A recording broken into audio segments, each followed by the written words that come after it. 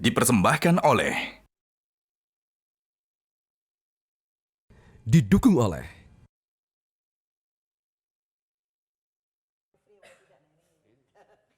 Dari 02 sendiri apakah ada nanti ajakan ke 0103 untuk bersama-sama? Ya semuanya dirangkul. Semuanya kan punya visi misi untuk memajukan bangsa. Yaitu kalau mau dirangkul. Kalau menurut kami kompetisi persaingan untuk tahun 2024 idealnya sudah selesai. Dan kami juga yakin akan muncul sikap-sikap kenegarawanan yang akan ditampilkan oleh banyak tokoh bangsa. Dan malam ini kita melihat sikap kenegarawanan sudah dimulai oleh Pak Surya Paloh.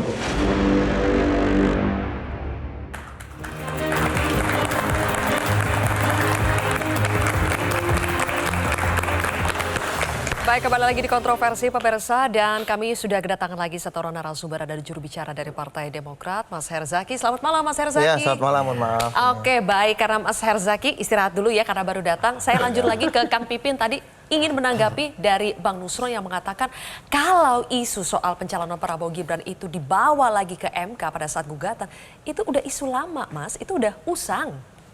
Tapi sebetulnya kalau kita melihat presiden di berbagai pilkada, memang ada fenomena di beberapa daerah di NTT misalnya. Ada satu pasangan calon bupati dan calon wakil bupati dimenangkan ketika prosesnya di KPUD. Kemudian ketika digugat di MK karena ada persyaratannya yang tidak memenuhi syarat, ya waktu itu karena kegandaan identitasnya, kewarganegaraannya, sehingga MK juga bisa membatalkan, bisa menganulir keputusan dari KPUD itu. Jadi kami melihat ada presiden itu di pilkada, dan pilkada juga bisa menjadi salah satu rujukan MK untuk memutuskan itu. Jadi bagi kami saat ini adalah bahwa keadilan itu harus tegak setegak-tegaknya. Siapapun yang melanggar tidak memenuhi syarat, tidak gerada geruduk. Saya membayangkan waktu itu kalau misalnya yang menjadi cawapresnya misalnya saya, bukan orang siapa-siapa, bukan anak presiden, belum tentu digesa untuk bisa diterima pencalonan itu. Tetapi karena memang itu anaknya presiden, maka ada privilege di situ, ada jalan emas yang diberikan kepada yang bersangkutan. Sehingga ini harus di-challenge kepada Mahkamah Konstitusi bahwa apakah bisa dibiarkan atau tidak.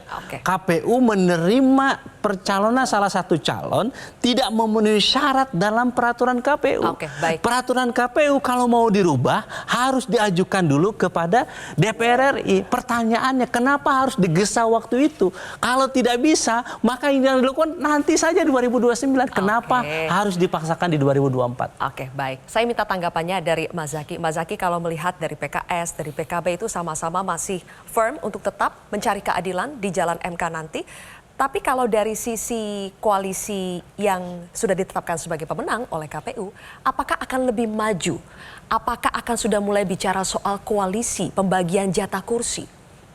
Ya, kalau kemarin pas di Kertanegara ketika sama-sama menyaksikan pengumuman KPU ya, gitu. Kemudian Bang Norsan, Bang Nusron, Muhammad Muzani datang nih dari KPU, ya kan, memberi informasi kepada Pak Prabowo, ini dokumennya KPU sudah menetapkan hasil penghitungan suara bahwa Prabowo Gibran itu menang 58,58%, kira-kira begitu angkanya.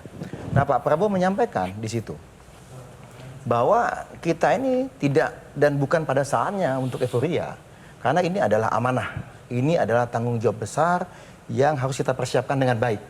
Bagaimana kita ke depannya, kita sudah punya program, kita sudah punya visi dan misi yang telah kita janjikan kepada masyarakat. Dan ternyata itu masyarakat menginginkan itu, sehingga memilih kita. Nah, ini sehingga kita persiapkan betul dengan baik ketika pada saat Oktober nanti dilantik, kita udah benar-benar in place nih semua. Sudah siap, istilahnya itu bukan lagi kayak baru mau memilih sesuatu, tapi sudah kita persiapkan dengan baik. Apakah siap juga artinya sudah mensusun juga komposisi-komposisi menteri nanti diperkirakan dari sekarang? Ya. Demokrat dapat berapa, Golkar dapat berapa? Kalau bicara mengenai komposisi menteri, tentu prerogatifnya Pak Prabowo. Tapi Pak Prabowo kan juga pernah menyampaikan bagaimanapun akan mengajak diskusi para ketua-ketua umum parpol yang hari ini, yang selama ini sudah berjuang keras.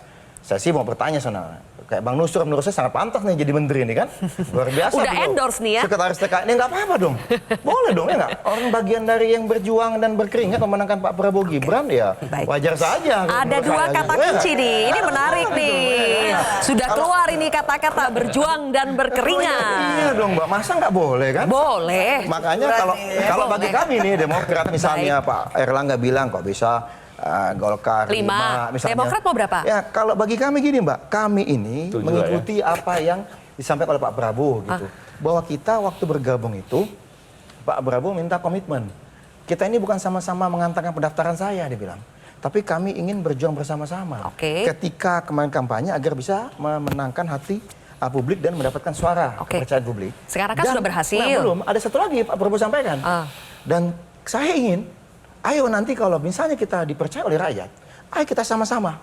Bagaimana di pemerintahan selama 5 tahun kita berjuang memastikan program-program yang sudah kita janjikan kepada rakyat Dan bisa untuk kita bisa realisasikan. memastikan itu, Demokrat butuh berapa kursi menteri? Kalau menurut kami bukan jumlah ya, gitu. Tetapi bagaimana komitmen kita, kebersamaan yang selama ini sudah dibahas, didiskusikan dengan Pak Prabowo, ya kan?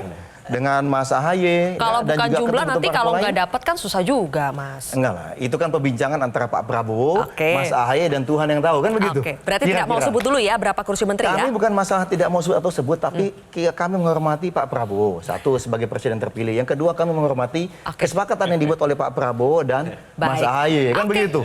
Mas Adi, yuk, karena sudah mulai masuk kata kunci ada yang berjuang dan berkeringat. Apakah ini memang sudah saatnya partai-partai yang berada dalam koalisi pemenang itu akan saling menimbang siapa yang paling bekerja keras untuk memenangkan Prabowo, dan itu adalah konversinya minta kursi menteri? Ya, saya kira memang bagi paslon 2 dan para pendukungnya Pilpres sudah game over, selesai ya. Maka salah satu cara yang saya kira bisa dilihat ke depan bagaimana cara mencari posisi masing-masing. Dan bagi saya kalau Golkar minta 5 itu wajib hukumnya. Demokrat minta 4 wajib hukumnya. Agak aneh kalau nggak minta. Ini partai pengusung berkeringat dan berjuang. Bahkan saya berharap sebenarnya Golkar itu minta 10. Wow. Demokrat itu minta 7. Yang aneh kalau PKB atau PDI. Nah, yang aneh itu kalau partai 1 dan 3 minta juga. Ini repot. Karena memang secara prinsip dalam berpolitik itu bertanding untuk menang, untuk memperoleh kekuasaan yang banyak. Itu wajar. Kenapa saya nyebut misalnya Golkar 10, kemudian Demokrat ini 7, kemudian PAN juga 7, sisanya diambil sama Gerindra. Yang lain nggak usah ngapain.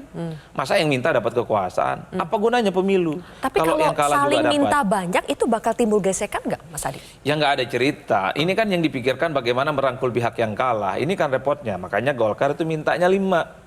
Bagi saya kurang, Bang. Harus ditambah itu, Bang. 7 lah minimal. Demokrat itu kalau bisa minta 5. Justifikasinya apa, Mas Adi? Ya untuk sederhana. bisa... 4 partai inilah yang saya kira paling awal memperjuangkan Prabowo dan Gibran.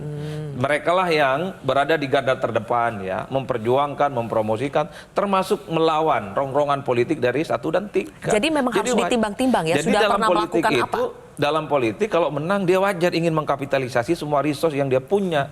Agak aneh kalau tawaduk seperti Bang Zaki. Itu hak prerogatif. Nggak bisa, harus dipaksa. Demokrat wajib hukumnya dapat 4. Boleh lah. Itu Mas AHY yang ngomong itu, bukan saya. Itu biarkan Mas AHY. Jadi dan Pak itu Prabowo. logika kita ya. Karena kita aja yang rakyat biasa berpikir bagaimana dia mengakumulasi kekuasaan. Kalau partai pengusungnya ikut terlibat, ikut berkeringat, ikut berdarah-darah memenangkan, kemudian pasrah apa kata presiden, bagi saya itu nggak fair. Karena Pak Prabowo dan Gibran nggak mungkin juga menang kalau tanpa didukung oleh Demokrat, tanpa didukung oleh Golkar, tanpa didukung oleh PAN. Jadi ini kolektif kolegial, minta sebanyak-banyaknya dan jangan pernah berpikir memberikan kepada mereka yang kalah. Itu aja dulu. Tapi apakah itu berarti koalisi itu memang ya sama dengan memang akan selalu terkait dengan power sharing? Ya pemilu itu kan power sharing. Nggak ada pemilu itu ingin masuk surga. Itu salah alamat. Jadi kalau ada partai politik kontestan di Pilpres niatnya lillahi ta'ala kalau mau dan ngangkat, semacam ngangkat itu saja, agak Bang. repot. Jadi memang ikut pemilu itu menang Pilpres, menterinya dapat banyak. Udah itu rumus dasarnya. Nggak ada yang lain.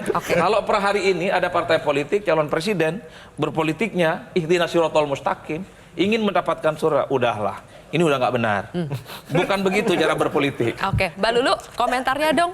Ini sebetulnya Mas Adi ini sedang men-trigger iya, mereka berdua. Enggak, kita asik aja ya, karena memang rumahnya udah jelas berbeda lah. Jadi ya monggo-monggo aja apa yang kemudian mau disuarakan, mau yang diminta. Tapi praktik seperti itu udah biasa ya, Mbak Lulu ya? Kalau misalnya memang saya sih menang, nggak tahu aja, berkeringat, tapi mungkin wajar-wajar beberapa- saja kalau usul minta ini, I don't minta know. itu. Ya saya kira kita bicara normal aja ya, mungkin faktusnya seperti itu. Tapi saya tidak tahu, cuman ya apa sih yang terjadi kalau misalkan beberapa bulan yang lalu tidak ada buku Pak SBY yang keluar itu. Nah ini kan juga sangat menarik. Nah kita kembalilah kepada garis perjuangan kami bahwa kita mesti ambil pilihan yang benar dulu.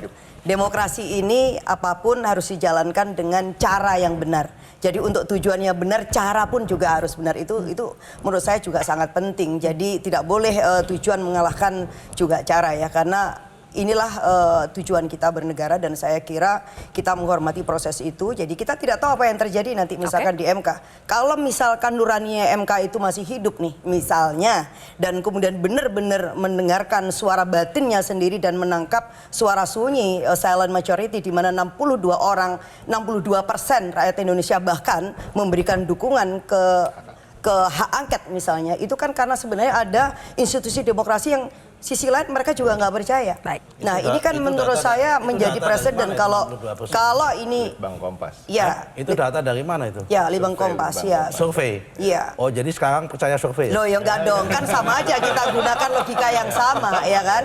Kita coba berangkat dari yang sama.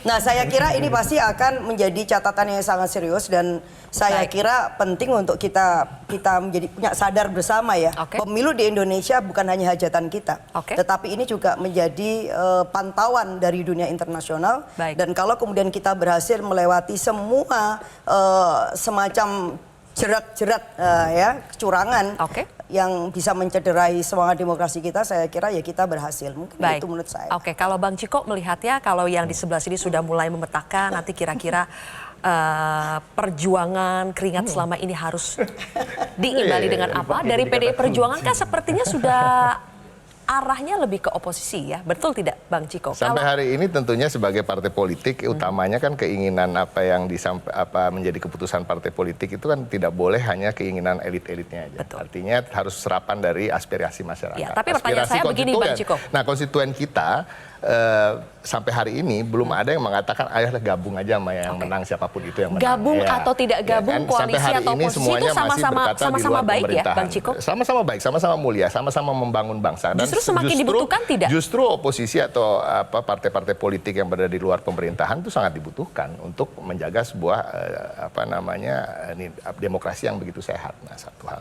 Saya juga setuju sama semua yang disampaikan oleh Adi tadi, tetapi tentunya gini loh.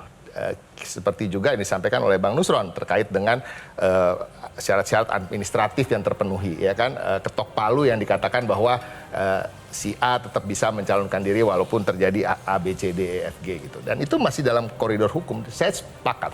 Tetapi ini yang menjadi masalah demokrasi di Indonesia adalah hanya pemenuhan syarat-syarat administratif semuanya. Semuanya hanya, kita ikuti koridor hukumnya, bagaimana perjalanan prosedur hukumnya dan lain-lain. Tapi kita lupa untuk menyoroti bagaimana keputusan-keputusan itu caranya diambil. Apakah ada tekanan-tekanan di situ? Apakah penguasa melakukan tekanan? Tekanannya melalui apa? Kriminalisasi, memanggil seseorang untuk diperiksa oleh KPK gitu, sehingga dia melakukan akhirnya mengambil keputusan lain dari yang apa yang sebenarnya yang lebih baik dia harus ambil. Baik, kita masih ingat bahwa untuk membuktikan apakah tekanan-tekanan itu betul ada, intimidasi itu betul-betul ada, sebetulnya kan yang mau ditempuh jalurnya adalah hak angket. Tapi apa kabarnya hak angket sampai hari ini? Kita akan bahas nanti pemirsa, usai jeda.